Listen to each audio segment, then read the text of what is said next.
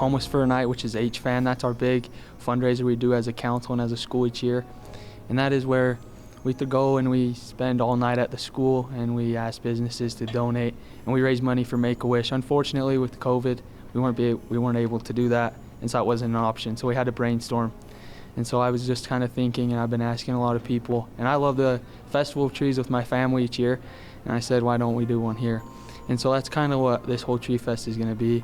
I asked all the clubs and the faculty departments to donate whatever they could.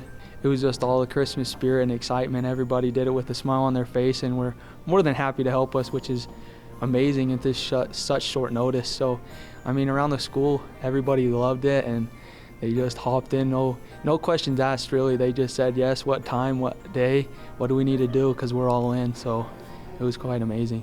We had Miss Spanish Fork and Miss Utah come out and help us out. Some local businesses as well as have donated some things. And then Operation Underground Road is a great cause and foundation that we decided we wanted to do, especially during this time where it has so much publicity. And that's to help stop human trafficking and child sex trafficking. And we just really felt that it was a good cause to give to. Hi, I'm Caitlin Haley Swan, and I am a senior at Spanish Fork High School. I'm a part of FCCLA, and we focus on the FACS classes, so family and consumer, and we combine like the cooking, the sewing, the child development. We do financials, and so it really prepares you for the future and future careers you're going into and just having a good home. We decided that 2020 has kind of been a rough year, and we all kind of had our Grinchy moments, and so we thought it'd be something we could all relate to. So all of our ornaments are actually handmade, majority of them, and we were able to cut logs, and we have decided to do a bunch of quotes, and so there's a bunch of hidden jokes inside the tree of like Grinch quotes from the movie, from the cartoon, and live version. And so it's very fun. You look around and you find something new every time. We also created these signs that have directions to the Whoville and all the good stuff. It took several days and a couple long nights. Me and another one of my officers from FCCLA, Amy Coons, we actually designed throughout the night, like up till 1 o'clock in the morning, couple nights. And we cut the logs and we painted all of them.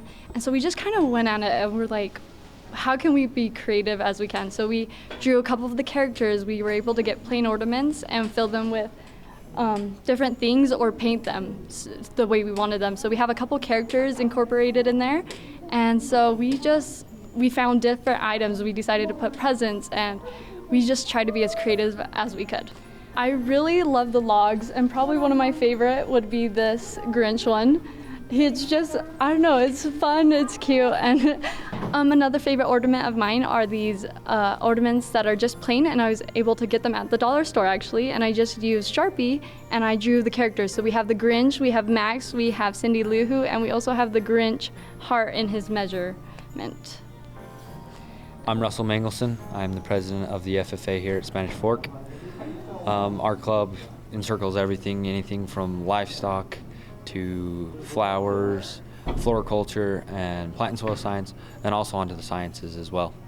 So we've had a few teams go back to nationals in Indiana for their science projects, and it goes from anything from either animals or to anything else. So we're a pretty broad club here at the Spanish Fork FFA.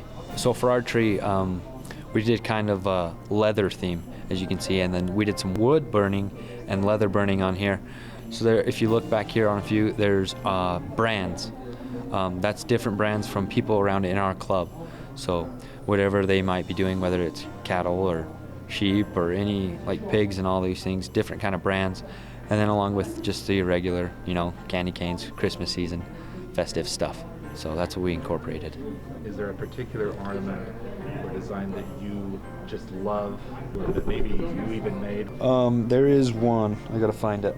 It's right here, down here on the bottom. Okay. It's MB combined together. So there's the M, and then the B is connected onto the far right side of the M.